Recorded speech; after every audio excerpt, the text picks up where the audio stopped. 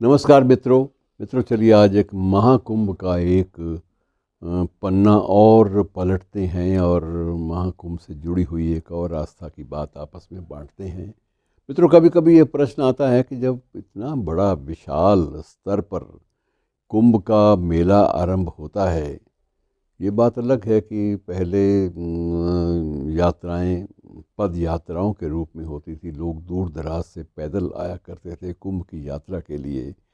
और ये सबको मालूम है कि कुंभ के जल में स्नान करने के बाद ना तो किसी के पाप समाप्त हुए, जो कि एक धारणा बनी हुई है कि जो एक बार कुंभ स्नान कर लेगा उसके सारे पाप वहीं धुल जाते हैं।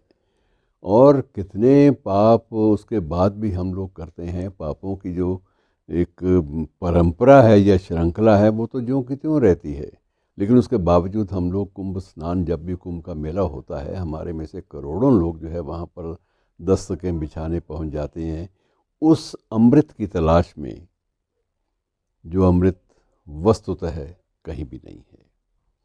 कोई भी कुंभ का जल पीकर अमर नहीं हुआ, न वो अमर हो पाए जो लोग वहाँ भगदड़ में 1954 1954 का जो भगदड़ था, जिसमें लगभग 700 लोगों के मरने की चर्चा थी, 700 लोगों के अपने प्राण खो देने की चर्चा भी थी। जिस भगदड़ में वे लोग भी तो स्नान करके बाहर आए थे, और वो भी मुक्त कैसे हो पाए या नहीं हो पाए, इन बातों का कोई उत्तर सटीक हमारे पास नहीं है। लेकिन इसका एक और पहलू भी है कि इन कुंभ के स्नान पर हमारे बहुत बहुत राष्ट्र नेता वो भी वहाँ जाते हैं। बहुत अब हाल ही में खबर आई कि हरियाणा के मुख्यमंत्री भी जा रहे हैं, और हरियाणा के मुख्यमंत्री से पहले लगभग हर प्रदेश से ये समाचार आए कि यहाँ तो वहाँ का राज्यपाल जा रहा है और यहाँ वहाँ का मुख्यमंत्री जा रहा है।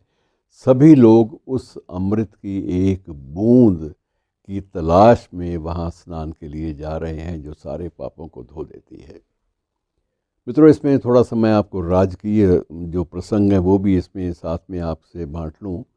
इसमें अधिकृत रूप से हमारे स्वतंत्र भारत में एक राष्ट्रपति थे, प्रथम राष्ट्रपति डॉक्टर राजेंद्र प्रसाद। वो बड़ी श्रद्धा और आस्था रखते थे और वो स्वयं कुंभ स्नान के लिए गए थे। और उसके बाद आता तो नाम पंडित जवाहरलाल नेहरू जी का भी है, लेकिन नेहरू जी का ये है कि वो कुंभ के मेले पर ज़रूर गए थे, लेकिन उन्होंने स्नान संभवतः नहीं किया होगा कि उनके जो भी चित्र आए उनमें वो बाकायदा, उनके जो जूते थे बाकायदा वो कायम थे, उनके पाँव में थे। उन्होंने जूते कहीं नहीं उतारे, ना सॉक्स उतारी। ऐसा कोई चित्र नहीं मिलता जिसमें उनको नंगे पांव स्नान करते हुए या नंगे पांव स्नान का जो घाट है उसकी तरफ उन्मुख होते हुए देखा गया हो। और इसी परंपरा में बहुत सारे लोग, हमारे प्रधानमंत्री तो खैर वैसे भी धार्मिक मूल्यों और आस्था की प्रतिमूर्ति माने ही जाते हैं। उस शख्स ने तो केदारनाथ जाकर तप भी किया, बद्रीनाथ उनका प्रिय स्थल रहा है। और कुछ ऐसे रेफरेंसेस भी मिले हैं कि उन्होंने गुफाओं में बैठकर भी कई कई दिनों तक, कई कई सप्ताहों तक बाकायदा तपश्चर्या भी की, और मौन धारण करते हुए उन्होंने मन ही मन बहुत सारे देवी देवताओं को याद किया। लेकिन मित्रों, बात सिर्फ ये है कि ये राजनेता जब जाते हैं तो क्या इनके मन में वाकई कोई आग्रह होता है, कुछ मांगने की ललक होती है? और वो ललक कहाँ होती है हमें नहीं पता। किसी ने भी कोई ये ऐसा कन्फेशन या ऐसा ही कोई आत्मस्वीकृति किसी भी नेता की, राजनेता की नहीं मिलती कि उनका कुंभ स्नान करने का उद्देश्य ये था कि वहाँ जाकर वो ईश्वर से ये प्रार्थना करें, ये मांगें, वो मांगें। किसी ने भी ऐसी कोई चेष्टा भी नहीं की और किसी ने ऐसी कोई वैचारिक अभिव्यक्ति भी नहीं की।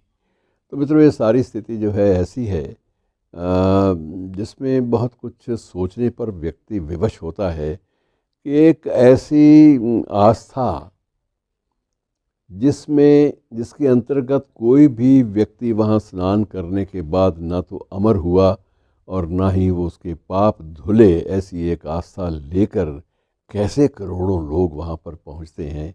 और वहाँ स्नान करते वक्त उन्हें ये एहसास पल भर के लिए होता है कि उन्होंने एक पवित्र स्नान कर लिया। ये पवित्रता क्या है, ये पावनता क्या है, इस बात का कोई तार्किक उत्तर उनके पास नहीं है, लेकिन मन में सिर्फ एक संतुष्टि का छोटा सा भाव है कि उनके सामने जो कथानक था, कुंभ का जो कथानक था, देवताओं और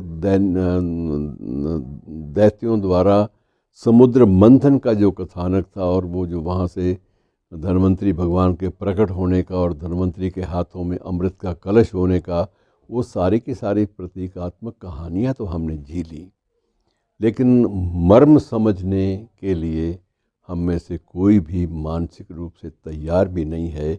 सिर्फ एक ये भेड़ चाल भी नहीं, मैं इसे मानता, ये भेड़ चाल भी नहीं है, क्योंकि इसमें ये नहीं होता कि एक देखा देखी सब लोग चले गए।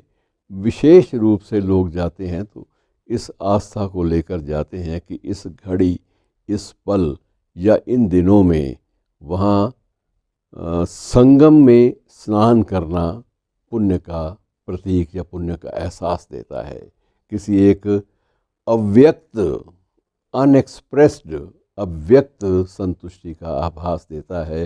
मित्रों, ये सारे ऐसे प्रश्न हैं जिन पर हम लोग कभी कभी सोच लिया करें तो सोचना अच्छा लगता है।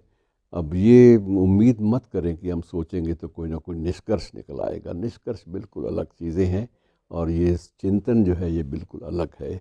शुक्रिया, धन्यवाद।